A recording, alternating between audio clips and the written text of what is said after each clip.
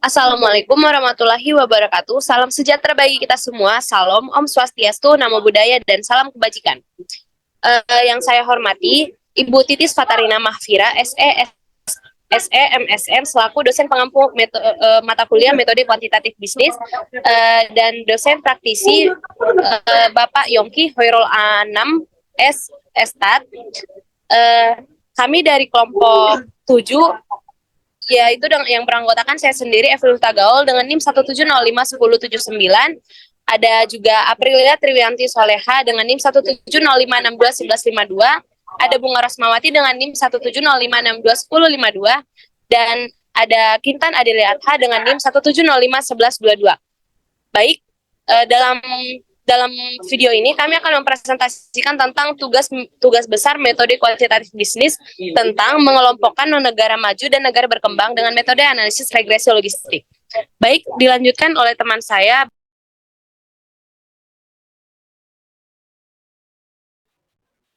Baik, selanjutnya saya akan menjelaskan tentang bab 1, yaitu latar belakang.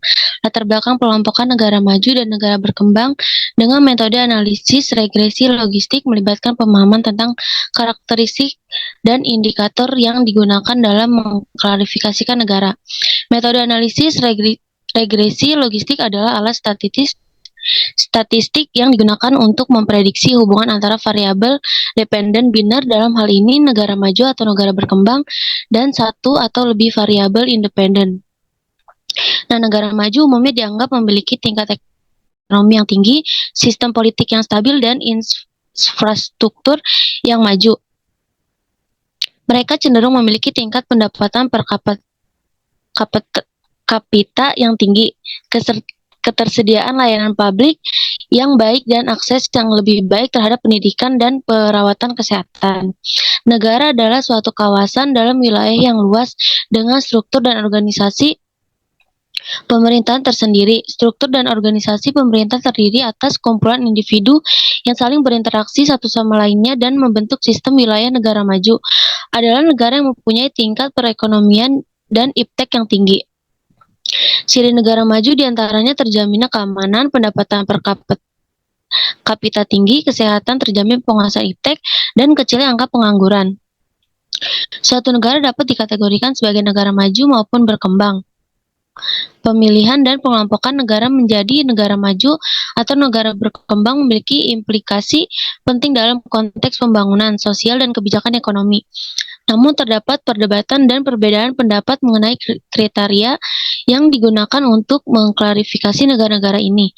Dalam hal ini, menggunakan metode analisis regresi logistik dapat membantu mengidentifikasi variabel-variabel yang signifikan dan memahami faktor-faktor yang berperan dalam menentukan status negara sebagai negara maju atau negara berkembang.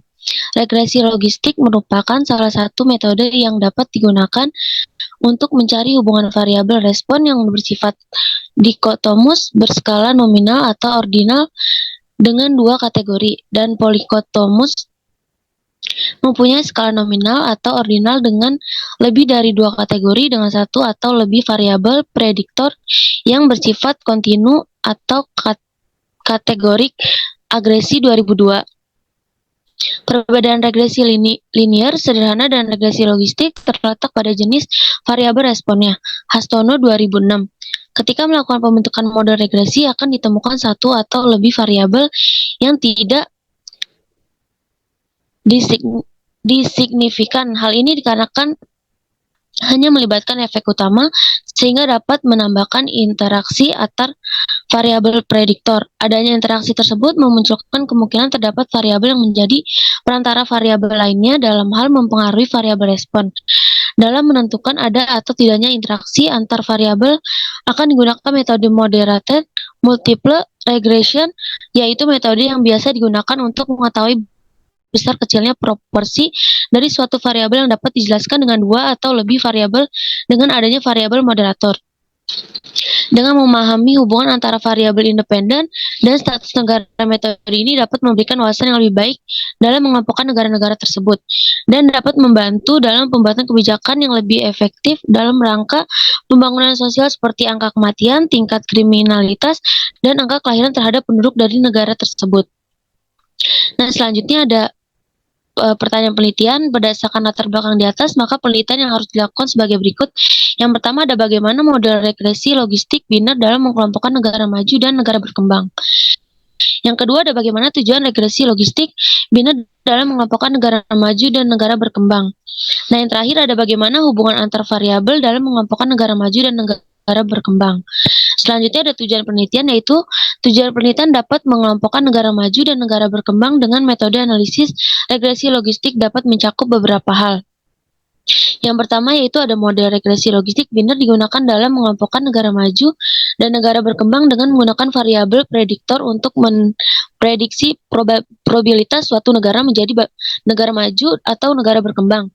Dalam konteks ini, variabel respon adalah variabel biner dengan nilai 1 menunjukkan negara maju dan nilai 0 menunjukkan negara berkembang.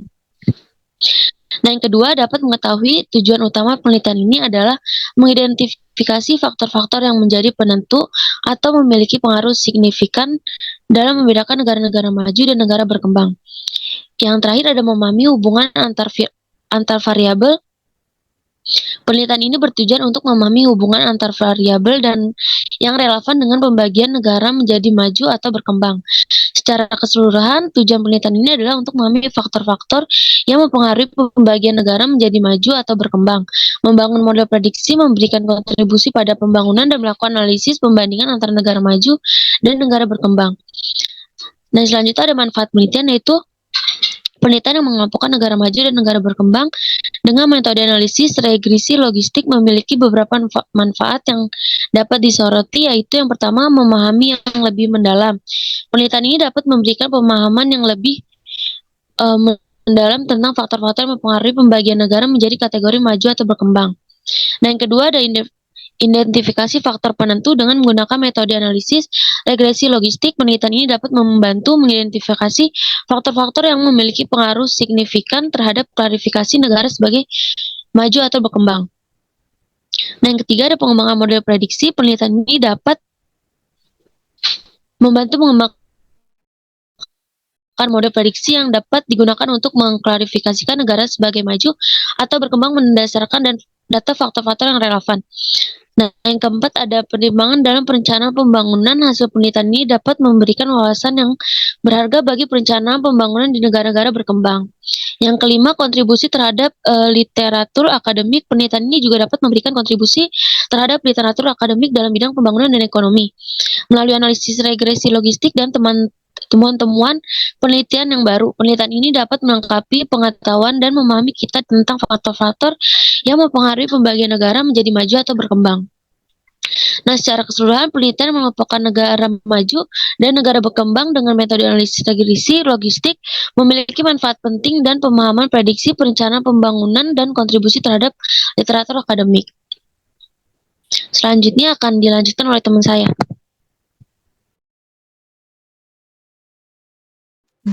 Oke, selanjutnya di bab 2 ini ada kajian pustaka. Yang pertama ada teori pendukung. Di sini menjelaskan tentang regresi logistik biner, regresi logistik multinominal, dan logistik ordinal.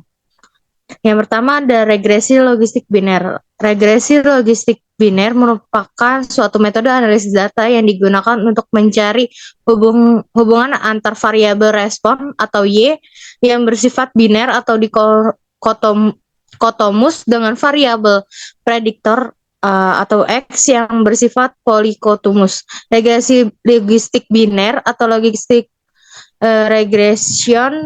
regresi sebenarnya sama dengan analisis regresi berganda, hanya variabel terikatnya merupakan variabel dummy 0 dan 1. Sebagai contoh, pengaruh beberapa rasio keuangan terhadap keterlambatan penyampaian laporan keuangan, maka variabel terikatnya adalah 0 jika terlambat dan 1 jika tidak terlambat atau tepat. Regresi logistik tidak memerlukan asumsi normalitas, meskipun screening data outliers-nya tetap dapat dilakukan. Asumsi dalam regresi logistik biner yang pertama tidak mengasumsikan hubungan linear atau variabel dependen dan independen. Yang kedua, variabel dependen harus bersifat dikotomi atau dua variabel. Yang ketiga, variabel independen tidak harus memiliki keragaman yang sama antar kelompok variabel. Yang keempat, ada kategori dalam variabel independen harus terpisah satu sama lain atau bersifat eksklusif. Yang terakhir ada sampel yang diperlukan dalam jumlah relatif besar, minimum dibutuhkan hingga 50 sampel data untuk sebuah variabel prediktor atau bebas. Lalu langkah-langkah dalam menggunakan analisis regresi logistik biner adalah yang pertama ada uji signifikasi model, uji untuk mengetahui pengaruh variabel bebas terhadap variabel tidak bebas secara bersama-sama atau overall di dalam model dapat menggunakan uji likelihood ratio. Yang kedua ada uji parsial dan pembentukan model. Pada umumnya tujuan analisis statistik adalah untuk mencari model yang cocok dan keterpautan yang kuat antar model dengan data yang ada. Yang terakhir ada odds ratio. Odds ratio merupakan ukuran resiko atau kecenderungan untuk mengalami kejadian sukses antara satu kategori dengan kategori lainnya. Didefinisikan sebagai rasio dari odds untuk XY sama dengan 1 terhadap XY sama dengan 0. Odds ratio ini menyatakan resiko atau kecenderungan pengaruh observasi dengan XY sama dengan 1 ada berapa kali lipat jika dibandingkan dengan observasi dengan XY sama dengan 0. Regresi logistik multinominal. Regresi logistik multinominal merupakan suatu metode analisis data yang digunakan untuk mencari hubungan antar variabel respon atau Y yang bersifat polikotomus atau multinominal. Variabel respon Y terdiri dari dua kategori yang biasanya Y dinotasikan dengan 0, 1, atau 2. Model yang digunakan pada regresi logistik multinominal adalah sebagai berikut. Yang pertama, estimasi parameter. Estimasi parameter regresi logistik multinominal menggunakan metode maksimum likelihood estimation atau MLE. Dilakukan transformasi logaritma sehingga dapat persamaan logaritma likelihood dengan fungsi linear. Yang kedua ada pengujian serentak. Pengujian secara serentak digunakan untuk mengetahui pengaruh variabel prediktor dalam model secara bersama-sama. Yang ketiga ada pengujian parsial. Pengujian parsial dilakukan untuk mengetahui apakah variabel prediktor berpengaruh signifikan atau tidak terhadap variabel respon.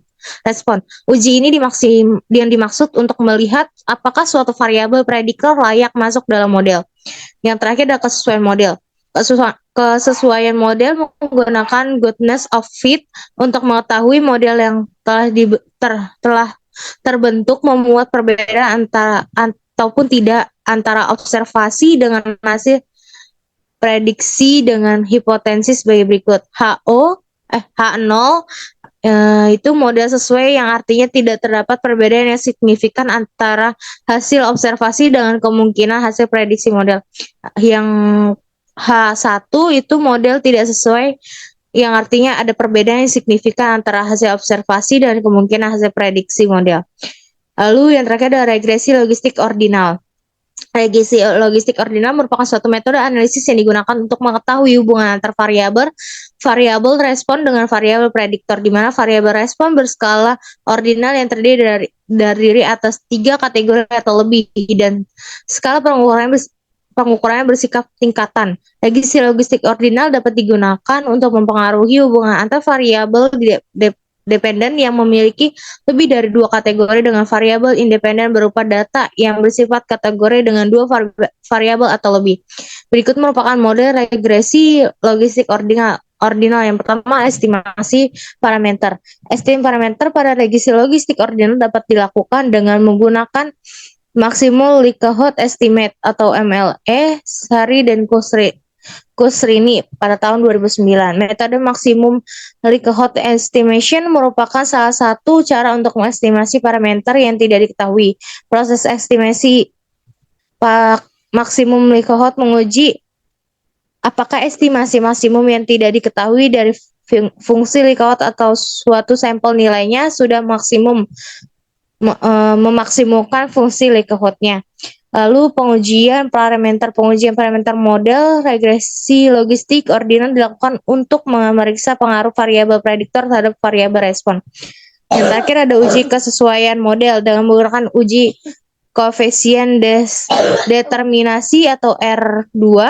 Tujuan dilakukannya uji kesesuaian model yaitu untuk mengetahui apakah suatu model yang terbentuk sudah sesuai dengan yang digunakan atau tidak. Selanjutnya ada kerangka teori dan pengembangan hipoten. Berdasarkan teori pendukung yang telah dibahas di atas, kerangka teori sebagai berikut. Yang pertama ada X1 itu ada angka kematian, X2-nya tingkat kriminal, X3-nya angka kelahiran, dan Y-nya negara maju dan berkembang. Pada penelitian kali ini kami menggunakan metode regresi logistik biner. Berikut ada contoh kerangka teori yang dapat digunakan dalam mengelompokkan negara maju dan negara berkembang dengan metode analisis regresi logistik. Yang pertama, teori pembangunan ekonomi.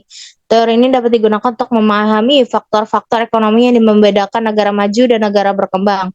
Variabel prediktor yang dapat dipertimbangkan dalam analisis regresi logistik termasuk PDB per kapita, tingkat pengangguran, tingkat inflasi, dan neraca perdagangan. Teori-teori seperti teori modernisasi, teori keterbelakangan, dan teori pertumbuhan ekonomi dapat menjadi dasar untuk memilih variabel ekonomi yang relevan.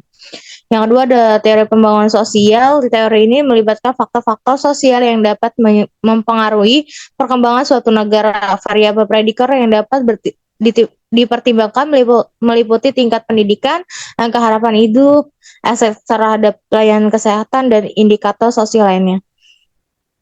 Teori-teori seperti teori kesejahteraan sosial atau teori kapabilitas manusia dapat memberikan dasar untuk memilih variabel sosial yang relevan. Yang ketiga ada teori pembangunan politik.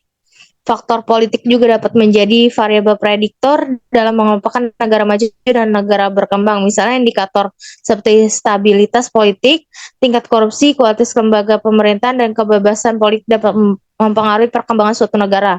Teori-teori seperti teori demonisasi politik atau negara demokrasi dapat memberikan kerangka teoris untuk memilih variabel politik yang relevan. Yang keempat ada teori globalisasi, yaitu faktor-faktor globalisasi juga dapat memainkan peran dalam mengelompokkan negara maju dan negara berkembang.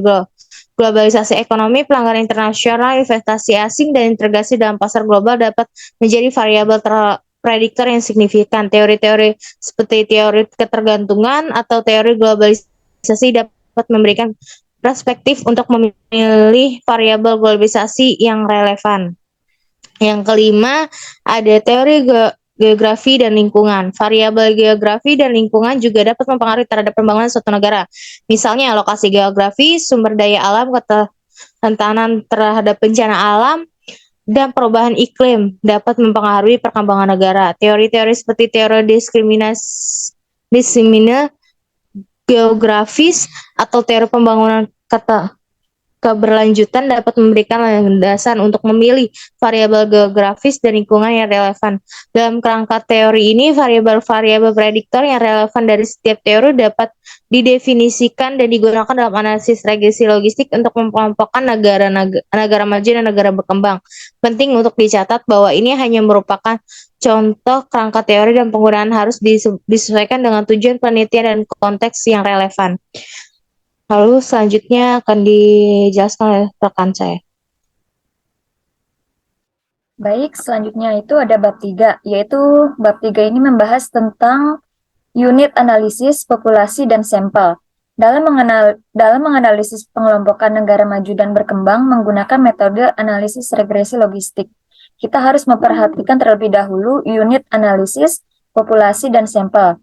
Nah, berikut ini adalah penjelasan singkat dari masing-masing konsep tersebut. Yang pertama itu ada unit analisis, yaitu unit analisis mengacu pada unit yang menjadi fokus penelitian atau analisis. Dalam hal ini, negara-negara di dunia dapat menjadi unit analisis. Setiap negara dianggap sebagai unit analisis yang terpisah dan dianalisis secara terpisah. Yang kedua, yaitu populasi. Populasi mengacu pada seluruh kelompok yang berfungsi sebagai dasar untuk analisis. Dalam konteks ini, populasi mencakup semua negara di dunia. Dalam praktiknya, populasi ini dapat meluas hingga 200 negara. Selanjutnya itu yang ketiga ada sampel. Sampel merupakan subset yang dipilih secara acak dari populasi yang lebih besar untuk mewakili seluruh populasi. Karena kita ingin mengelompokkan negara ke dalam dua kategori, yaitu negara maju dan negara berkembang. Dalam analisis regresi logistik, kita perlu memilih sampel yang mewakili negara di kedua kategori tersebut. Nah, untuk memilih sampel yang baik merupakan langkah penting dalam penelitian. Idealnya, sampel harus mencerminkan karakteristik negara maju dan negara berkembang dalam kaitannya dengan total populasi. Pengambilan sampel yang memadai dapat dilakukan dengan menggunakan teknik pengambilan sampel yang representatif seperti random sampling, stratified sampling, atau cluster sampling. Setelah sampel dipilih, baru kita menganalisis dengan analisis regresi logistik dapat dilakukan dengan menggunakan variabel independen yang signifikan untuk memprediksi kelompok negara maju dan negara berkembang. Nah, analisis ini memberikan hasil berupa model regresi logistik untuk memahami faktor-faktor yang mempengaruhi pengelompokan tersebut. Namun, perlu diingat bahwa analisis ini hanya memberikan gambar tentang faktor-faktor yang terkait dengan pengelompokan negara maju dan negara berkembang. Nah, kesimpulan yang ditarik harus dipertimbangkan dengan hati-hati dan dalam konteks sosial, politik, dan ekonomi yang lebih luas. Selanjutnya itu membahas mengenai teknik pengumpulan data. Dalam menganalisis pengelompokan negara maju dan negara berkembang, menggunakan metode analisis regresi logistik, terdapat beberapa teknik pengumpulan data yang dapat digunakan. Tetapi, kelompok kami memilih teknik pengumpulan data sekunder. Data sekunder merupakan data yang telah dikumpulkan oleh organisasi atau lembaga lain dan tersedia untuk digunakan dalam penelitian. Dalam kasus ini, data sekunder tentang negara-negara seperti Indeks Pembangunan Manusia atau HDI, PDB per kapita, tingkat pengangguran, dan indikator lainnya dapat digunakan sebagai variabel independen dalam analisis regresi logistik. Selanjutnya itu membahas mengenai operasionalisasi variabel. Variabel yang diteliti dalam penelitian ini dibagi menjadi dua jenis variabel, yaitu variabel dependen atau variabel terikat dan variabel independen atau variabel bebas.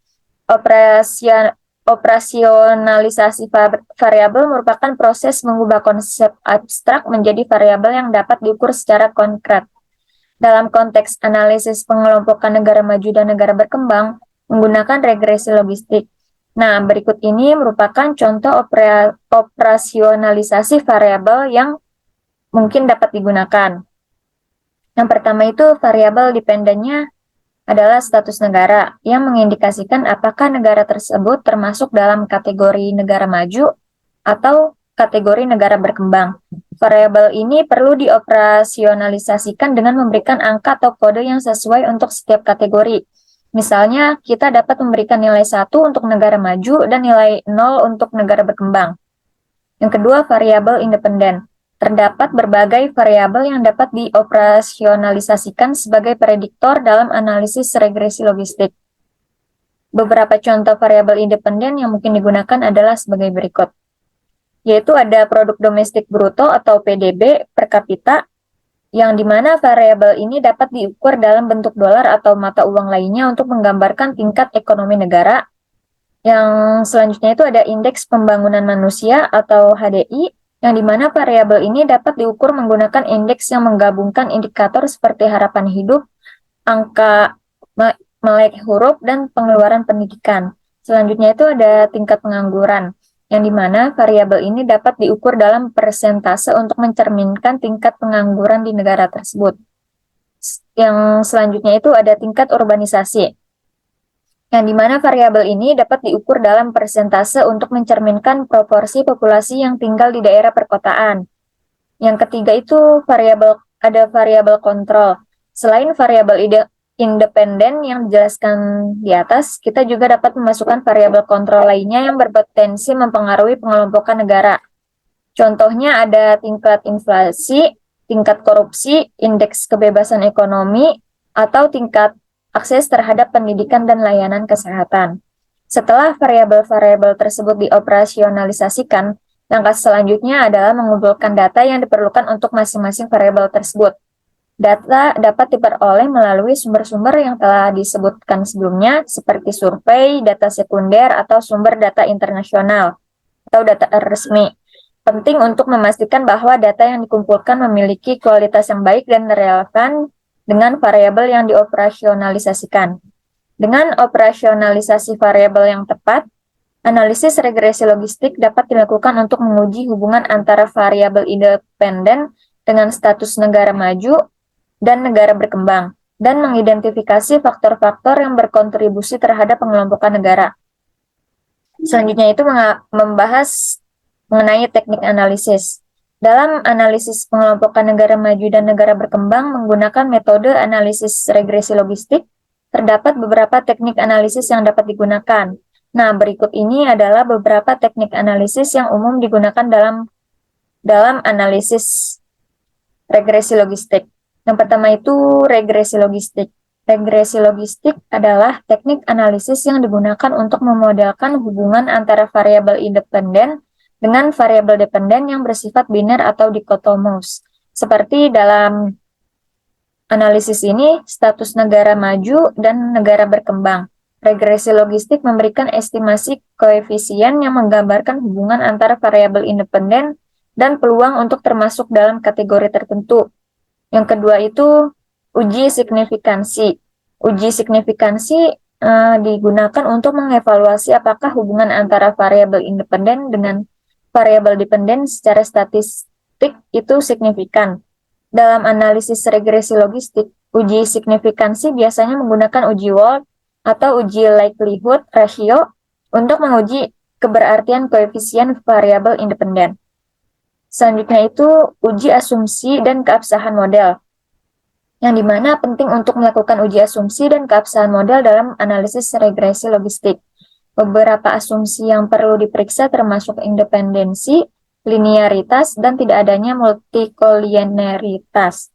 Selain itu, validitas model juga perlu dievaluasi melalui uji goodness of fit seperti uji Hosmer-Lemesow atau uji deviance. Selanjutnya itu interpretasi koefisien, yang dimana setelah model regresi logistik dibangun, penting untuk menginterpretasi koefisien yang diperoleh. Koefisien tersebut menggambarkan arah dan kekuatan hubungan antara variabel independen dengan peluang untuk termasuk dalam kategori tertentu. Interpretasi yang cermat dan kontekstual akan membantu memahami faktor-faktor yang berkontribusi terhadap pengelompokan negara maju dan negara berkembang. Selanjutnya itu ada validasi model, yang dimana validasi model regresi logistik dilakukan untuk menguji sejauh mana model yang dikembangkan dapat digeneralisasi ke populasi yang lebih besar. Validasi dapat dilakukan melalui teknik seperti validasi silang atau cross-validation, atau penggunaan dataset yang independen untuk menguji kinerja model. Selanjutnya itu ada analisis sensitivitas, yang dimana analisis sensitivitas ini dapat digunakan untuk menguji kestabilan hasil dan ketahanan model terhadap variasi data. Dengan melakukan analisis sensitivitas, kita dapat memahami nih sejauh mana hasil dan interpretasi model dapat dipercaya dalam berbagai skenario. Nah, dalam analisis regresi logistik, penting untuk mempertimbangkan konteks dan batasan analisis, serta menginterpretasikan hasil dengan hati-hati. Penggunaan teknik analisis yang tepat dan pemahaman yang mendalam tentang metode regresi logistik akan membantu dalam memperoleh wawasan yang lebih baik mengenai faktor-faktor yang mempengaruhi pengelompokan negara maju dan negara berkembang. Selanjutnya akan dibahas oleh rekan saya, yaitu Evelyn Hutagal. Untuk Evelyn Hutagal dipersilahkan. Baik, saya lanjutkan bab 4, hasil dan pembahasan. Di sini ada deskripsi data. Yang pertama ada uji dependensi, yang dimana kami menguji ada 3 variabel, yaitu variabel X1, X2, dan X3. Yang pertama variabel X1, H0 sama dengan variabel X1 ini diduga tidak berhubungan dengan variabel yang mempengaruhi voluntari. H1 diartikan sebagai variabel X1 diduga berhubungan dengan variabel yang mempengaruhi voluntari. Nah, pada uji dependensi kami ini menggunakan nilai dari likelihood ratio. Pada gambar di atas dapat kita lihat bahwa nilai likelihood ratio sebesar 0,074 yang dimana lebih besar dari p-value sebesar 0,5 dan artinya variabel X1 diduga tidak berhubungan dengan variabel yang mempengaruhi volume tarik. Kemudian ada variabel X2. H0 sama dengan variabel X2 diduga tidak berhubungan dengan variabel yang mempengaruhi volume tarik. H1 artinya variabel X2 diduga berhubungan dengan variabel mempengaruhi voluntary. Nah, dalam ini kami pada uji dependensi ini kami menggunakan nilai dari likelihood ratio dan pada gambar di atas dapat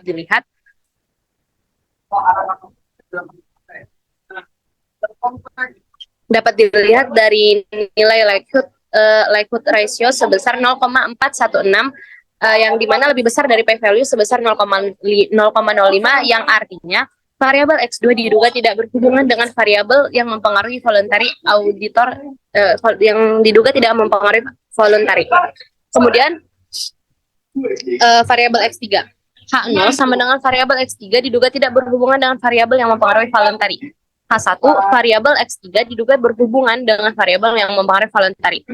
Dan pada uji dependensi ini kami menggunakan nilai dari likelihood ratio dan pada gambar di atas dapat kita lihat bahwa nilai likelihood ratio sebesar 0,091 yang dimana lebih besar dari p-value sebesar 0,05.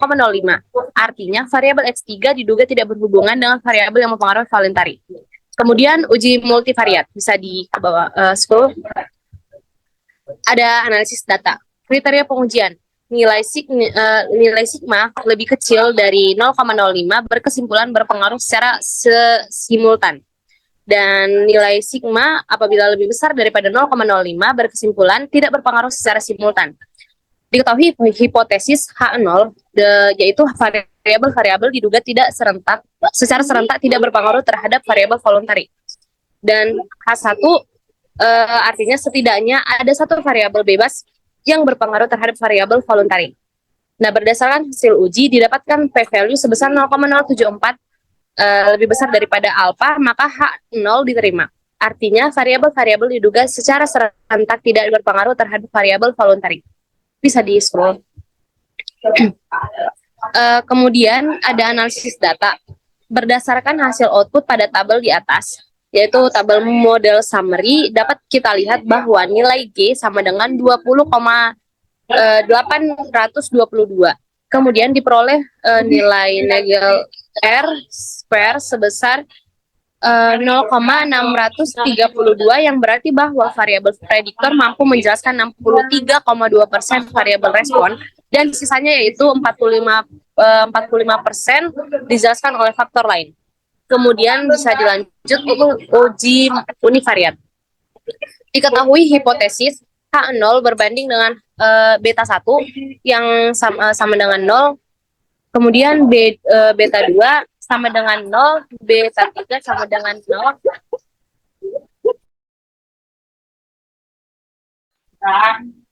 Artinya variabel bebas yang diduga masing-masing secara parsial tidak berpengaruh signifikan terhadap voluntary. H0 dibandingkan dengan B1 sama dengan 0, beta 2 sama dengan 0, beta 3 sama dengan 0. Artinya variabel bebas yang diduga masing-masing secara parsial berpengaruh signifikan terhadap voluntary. Bisa di-scroll lagi.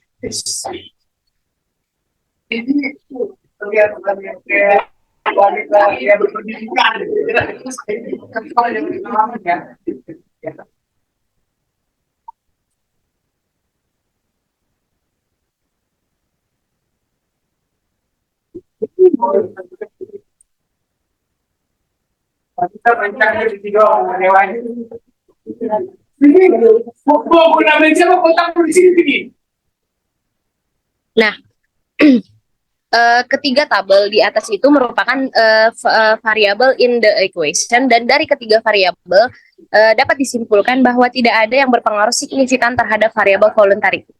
Kemudian ada uji kesesuaian model. Di sini ada tabel Hosmer and Lemeshout test. Analisis data dikatakan baik jika nilai sigma lebih besar dari 0,05. Hipotesis H0 sama dengan model fit H1, model sama dengan model tidak fit diperoleh dari sigma 1 lebih besar daripada 0,05, maka dapat disimpulkan bahwa gagal atau tolak H0 atau terima H0, artinya model sesuai. Bisa di-scroll lagi.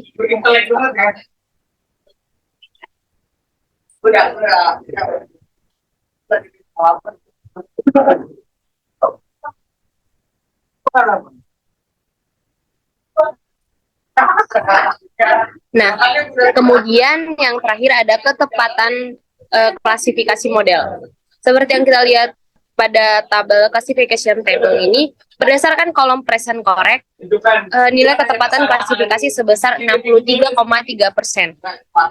Baik, kita langsung lanjut ke kesimpulan. Nah, kesimpulan dari menggunakan metode analisis regresi logistik untuk mengelompokkan negara maju dan negara berkembang adalah sebagai berikut. Adapun beberapa poinnya yaitu, yang pertama, analisis regresi logistik adalah alat statistik yang efektif untuk memodelkan hubungan antara variabel prediktor dengan variabel respons yang bersifat biner atau kategorikal, dan dalam hal ini status negara sebagai negara maju atau negara berkembang. Yang kedua, dalam analisis ini, variabel prediktor yang relevan seperti indikator ekonomi, sosial, politik, dan faktor-faktor global digunakan untuk memprediksi kemungkinan suatu negara menjadi negara maju atau negara berkembang. Yang ketiga, melalui analisis regresi logistik, faktor-faktor yang memiliki pengaruh signifikan terhadap status negara yang dapat diidentifikasi, koefisien variabel prediktor yang signifikan menunjukkan sejauh mana variabel tersebut membedakan negara maju dan negara berkembang. Yang keempat, dalam melakukan analisis regresi logistik, penting untuk memperhatikan asumsi-asumsi statistik yang relevan dan memvalidasi model menggunakan data yang tidak digunakan dalam analisis awal. Kemudian yang kelima, kerangka teori dapat digunakan sebagai landasan untuk memilih variabel prediktor yang relevan. Teori pembangunan ekonomi, sosial, politik, globalisasi, geografi, dan lingkungan dapat memberikan perspektif yang diperlukan dalam memahami faktor-faktor yang membedakan negara maju dan negara berkembang. Kemudian yang keenam, namun penting untuk diingat bahwa pengelompokan negara maju dan negara berkembang dapat bervariasi tergantung pada definisi dan kriteria yang digunakan. Oleh karena itu, interpretasi hasil analisis harus dilakukan dengan hati-hati, dan faktor-faktor lain mungkin relevan juga harus dipertimbangkan. Nah, kemudian dengan menggunakan metode analisis regresi logistik dan kerangka teori yang relevan, kita dapat memperoleh pemahaman yang lebih baik tentang faktor-faktor yang membedakan negara maju dan negara berkembang, yang dapat digunakan sebagai dasar untuk pengembangan kebijakan dan strategi pembangunan yang lebih efektif. Baik, sekian presentasi kami dari kelompok 7 tentang pengelompokan negara maju dengan negara berkembang dengan metode analisis regresi logistik. Apabila ada kekurangan, mohon maaf, dan saran dan komentar kami terima. Terima kasih.